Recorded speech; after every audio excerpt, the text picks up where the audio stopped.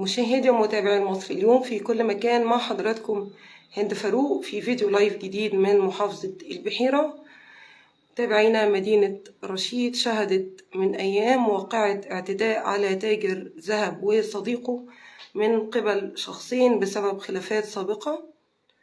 واقعة مروعة أثارت تفاعل كبير على صفحات مواقع التواصل الاجتماعي بسبب الاعتداء الوحشي. معانا محامي المجني عليهم، هنعرف منه مستجدات القضية. اهلا وسهلا، معك الاستاذ محمد يسري ابو رابح، محامي المجني عليه الاستاذ احمد المسلماني في الواقعه الشهيره المعروفه اعلاميا باسم الاعتداء على تاجر ذهب.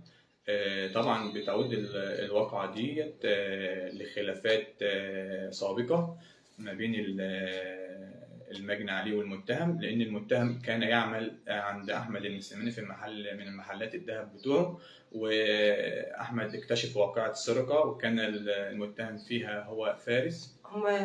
هما اتنين بس هي عشان هي معروفة عالميا ومتاخدة باسم احمد المسلماني. هو كمان في صديقه كان راكب معاه نفس العربية اسمه احمد الديباني، برضه تم الاعتداء عليه. تمام.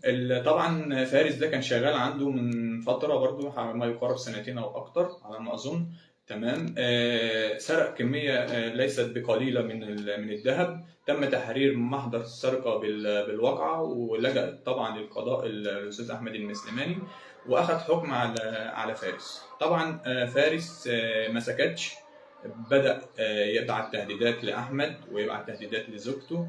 طبعا هما ناس مش بتوع مشاكل، لم يستجيبوا لفارس في التهديدات دي، وطبعا هم ماشيين بشكل قانوني ولجوا للقضاء وخلاص، واللي بيننا المحاكم وبيننا القضاء هو هيقول كلمته.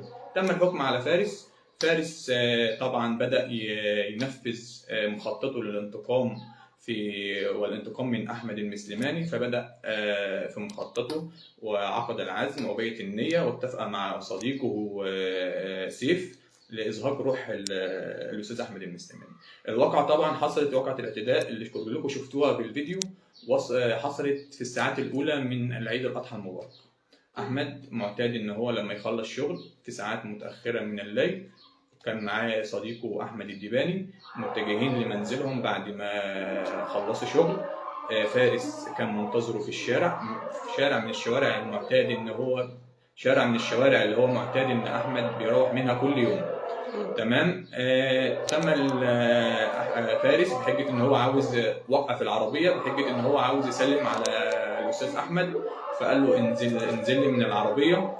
نزل، ابتسم في وشه. بعد ما ابتسم في وشه قال له أنا جاي أقتلك، وبدأ ينهال ضربا عليه. وجه سيف كمان من خلف أحمد، وبدأوا مستخدمين أسلحة بيضاء في الاعتداء. طبعا أصيب إصابات قاتلة، تمام، كلها إصابات في مواضع قاتلة. وطبعا كلكم شفتوا الصور الإصابات، حاجة يعني فظيعة ومريعة جدا. المهم تم القبض عليهم. بشرنا التحقيقات أمام النيابة العامة. النيابة وجهت لهم تهمة الشروع في القتل العمد. تم سؤال المتهمين. طبعا المتهمين أنكروا وقعة الاعتداء، وطبعا كلامهم كان متناقض. فارس قال أنا ما أعرفش سيف، وسيف قال ده صاحبي فارس، يعني أقوالهم متناقضة أمام النيابة العامة. الواقعة طبعا ثابتة بالفيديو، الواقعة ثابتة موثقة بالفيديو، في شهود كمان، في تقارير طبي، في تحريات مباحث كمان اللي أكدت. تمام. واحنا طبعا تقدمنا بطلب للنيابه العامه للارفاق الفيديو والصور والتقرير الطبي المبدئي، والتحريات جت بصحه الواقعه وان هم كانوا ناويين ازهاق روح المجني عليه. حتى الان هم محبوسين 15 يوم على ذمه التحقيقات. لم يسال ضابط التحريات ولم يسال المجني عليه، ما زالت التحقيقات لم تكتمل. نتمنى ان شاء الله، احنا كلنا ثقه في النيابه العامه ان هي تحيل القضيه بالمواد الاتهام الحقيقيه والمنطبقه على هذه الواقعه. وطبعا من بعد النيابه العامه احنا واثقين في القضاء نزيه هيقول كلمته، والحكم ان شاء الله يكون حكم رادع بصفه عامه للشعب المصري وبصفه خاصه لاهليه المجني عليه.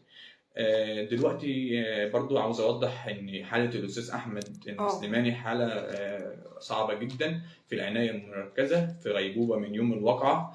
إن صعب جدا الإصابات كانت صعبة جدا ونزف كتير. يعني من كلام الطبيب كان شقيق المجني عليه بيقول له إن المفروض جسم الإنسان بيكون فيه 5 كيلو دم، 5 كيلو دم على الأقل.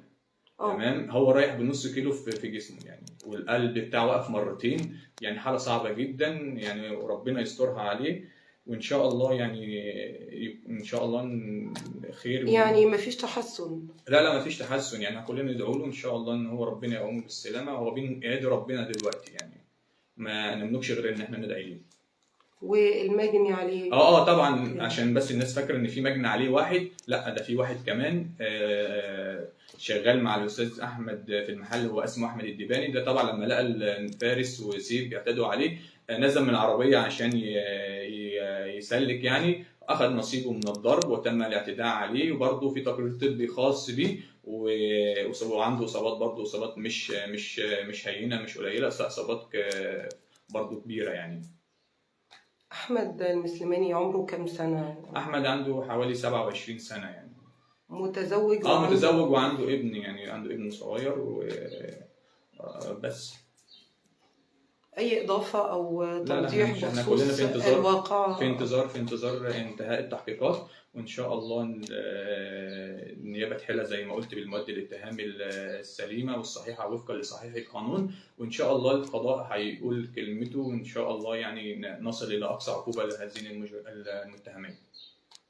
بنشكر حضرتك. العفو. شكرا جزيلا لحضرتك. متابعينا، كنا في بث مباشر مع حضراتكم مع أستاذ محمد محامي أحمد المسلماني، تاجر الذهب اللي تم الاعتداء عليه بوحشية في رشيد.